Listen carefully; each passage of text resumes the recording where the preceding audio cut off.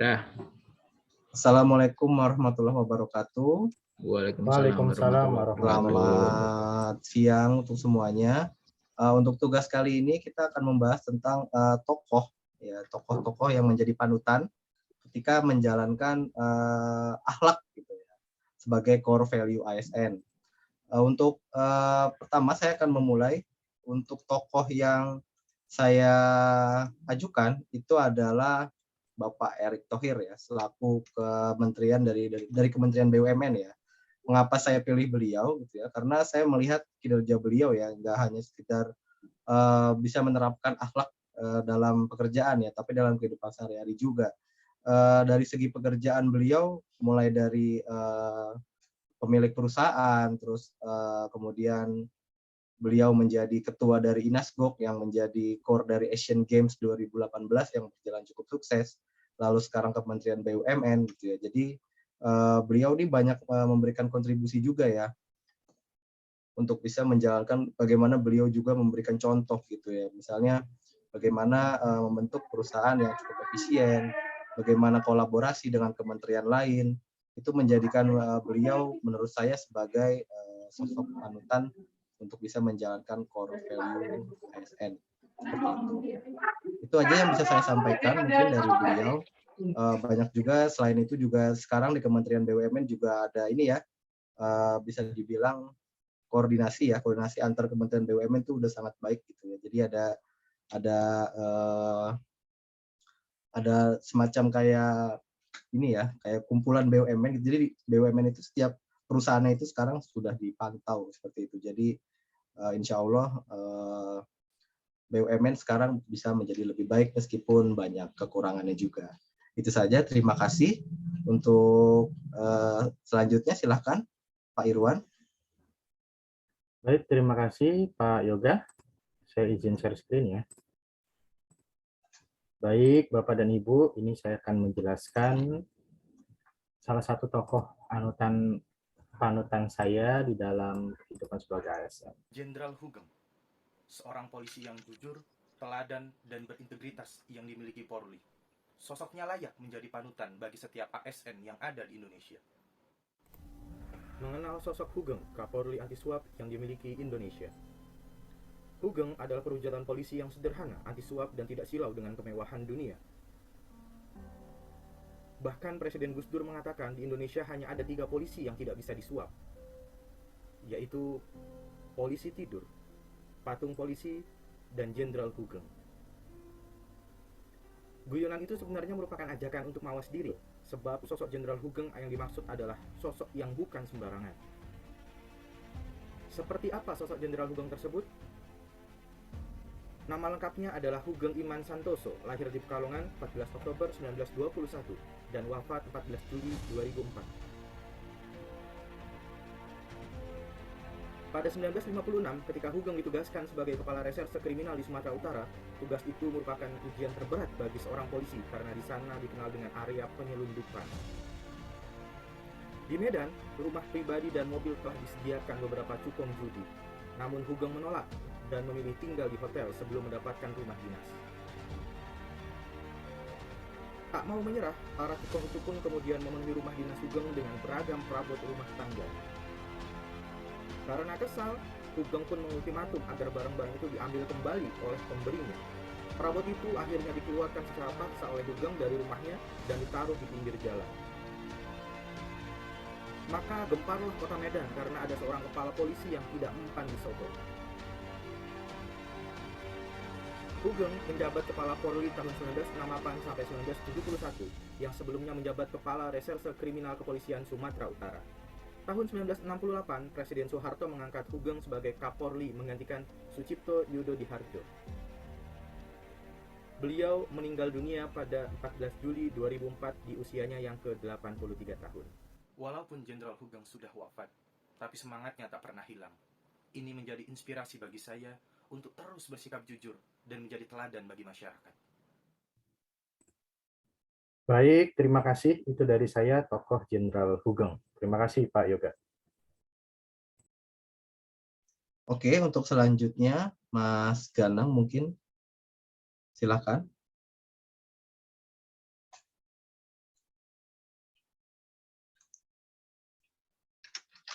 Mas Ganang, mic-nya masih mute. Oh ya, oke. Izin share screen ya. Ini tapi di video saya itu cuma gambar-gambar karena kebetulan saya itu mengangkatnya core value ASN pada Nabi Muhammad seperti itu. Jadi seperti yang kita tahu ini mungkin kebetulan Muslim semua nggih? Muslim, Pak. Oh iya, mungkin Alhamdulillah. Muslim semua kita kan juga sudah tahu seperti apa Nabi Muhammad itu. Banyak yang bisa dicontoh di Nabi Muhammad itu juga core value ASN itu juga udah ada sih. Beliau di pelayanannya, beliau ini sosok yang ramah, tidak pernah membeda-bedakan ketika memberikan pelayanan, baik itu untuk yang kaya dan miskin, seperti itu. Terus terkait dengan akuntabelnya, beliau itu sosok yang jujur. Kita semua tahu sendiri bahwa itu tidak bisa dipungkiri ya. Terus selanjutnya sebagai kompeten, kita tahu bahwa Nabi Muhammad itu mengajarkan ajaran Islam yang saat itu pun sendiri merupakan hal yang baru di situ. Terus harmonis. Nah, ketika Nabi Muhammad memimpin itu dia penuh empati, tidak pernah memandang status orang lain dan selalu berusaha mendamaikan pihak yang berselisih. Contohnya ketika di Madinah pun beliau mempersaudarakan kaum muhajirin dan ansor seperti itu. Terus di loyal untuk indikator loyal beliau tidak pernah sekalipun menolak menolak ajaran yang diberikan oleh Allah seperti itu. Terus yang selanjutnya untuk adaptif, beliau seseorang yang adaptif sekali, dibuktikan dengan ketika beliau hijrah pun beliau langsung bisa adaptasi di Madinah seperti itu. Untuk kolaboratif, buktinya adalah beliau bisa berkolaborasi dengan siapapun dan bisa menerima pendapat siapapun. Contohnya ketika ada perang Parit itu beliau musyawarah dengan sahabat-sahabat dan beliau dapat menerima pendapat orang lain seperti itu. Itu sih dari saya. Saya kembalikan ke Mas Yoga. Baik, terima kasih Mas Ganang, sungguh sangat inspiratif ya. Selanjutnya adalah Mas Galih, silakan.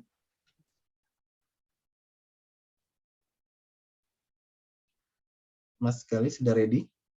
Oke, silakan Mas Galih.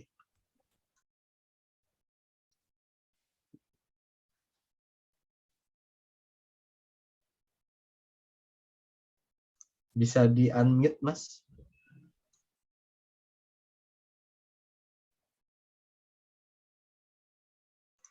Masih di-mute, Mas Galih.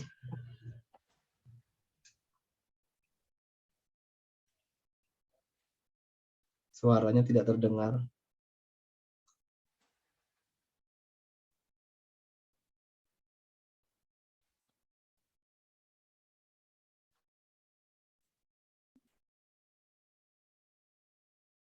Monggo Mas Gali mungkin bisa bicara dijelaskan mawon. Monggo Mas Galih.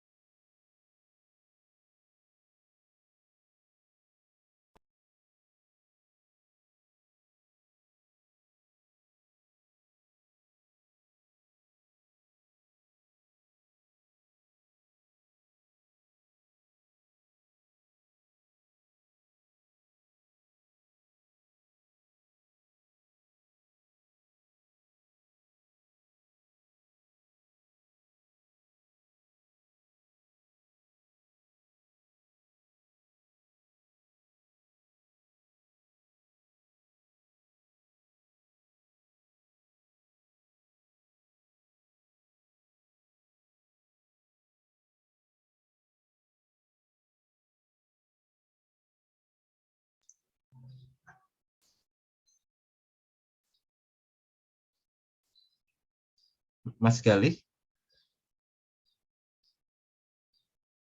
suaranya tidak terdengar. Halo, tes tes. Ya, silakan. Oh iya, ya itu tadi mungkin yang bisa saya sampaikan. Sepertinya suara saya tadi, sebenarnya saya tadi sambil bicara ya, tapi mungkin ternyata suaranya tidak masuk ya.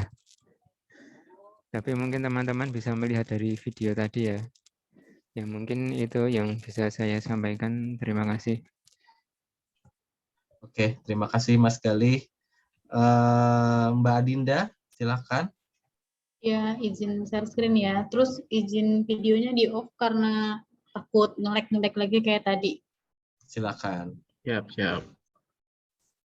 Nah, iya tokohnya itu saya Ridwan Kamil karena ya saya sendiri kan dari Jawa Barat, jadi coba ambil tokohnya Ridwan Kamil.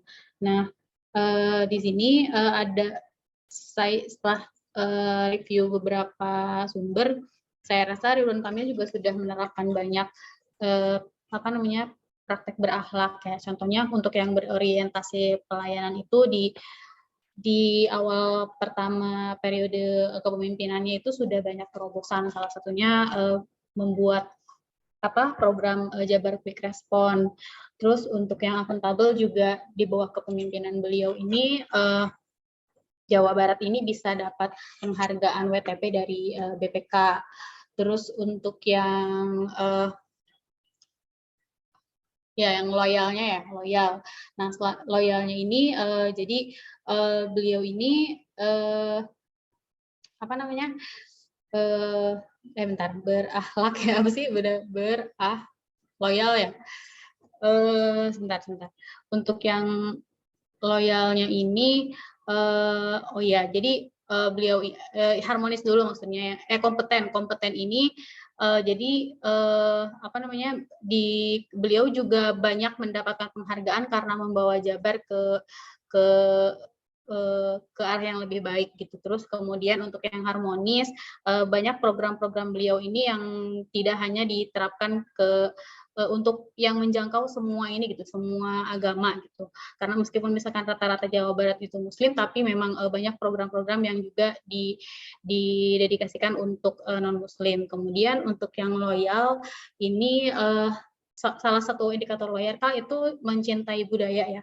Nah ini program-programnya Ridwan Kamil itu banyak yang tentang melestarikan budaya. Nah, salah satu contohnya itu membuat gedung yang bisa digunakan untuk gedung serbaguna yang bisa digunakan untuk pelestarian budaya. Nah terus yang berikutnya ada adaptifnya ini salah satu contoh yang saya ambil adalah dari aspek inovasi. Nah, untuk memecah kemacetan yang ada di Depok itu, tidak ada di Depok sebenarnya di Cimahi juga ada, itu membuat underpass. Nah, untuk di Depok ini kan ya kita sudah tahu ya macetnya seperti apa, jadi dibuatlah underpass itu untuk mengurai kemacetan.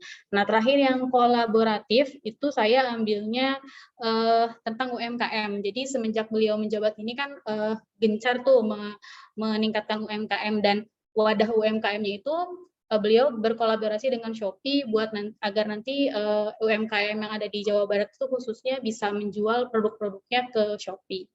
Ya, itu mungkin ya dari saya. Terima kasih. Oke, baik. Sangat inspiratif ya tokoh-tokoh yang kita tampilkan hari ini. Sebelumnya ada yang ingin menanggapi mengenai tokoh-tokoh tersebut?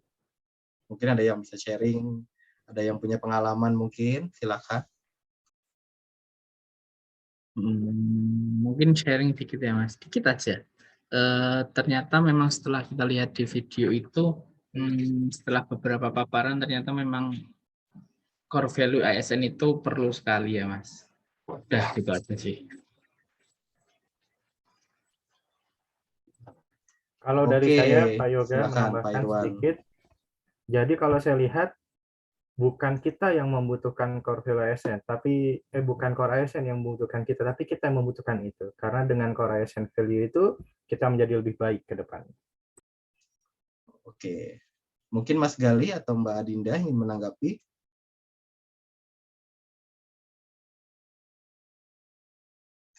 Mbak Adinda, Mas Gali, silakan. Ya, terima kasih.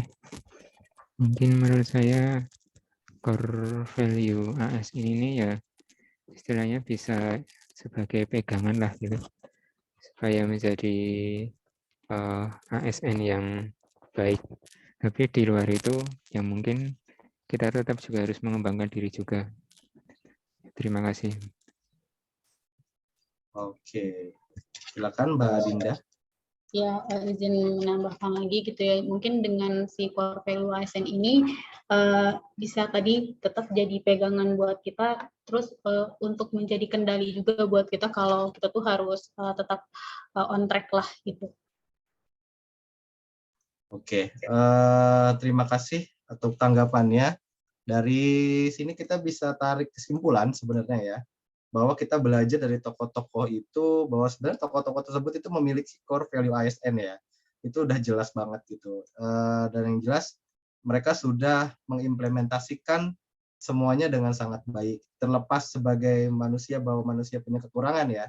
Tapi sesuai kata Mbak Nida tadi, dan Mas Gali ya itu bisa ditingkatkan gitu, bisa ditingkatkan apa yang menjadi kekurangan kita dan kita juga bisa belajar dari tokoh-tokoh ini.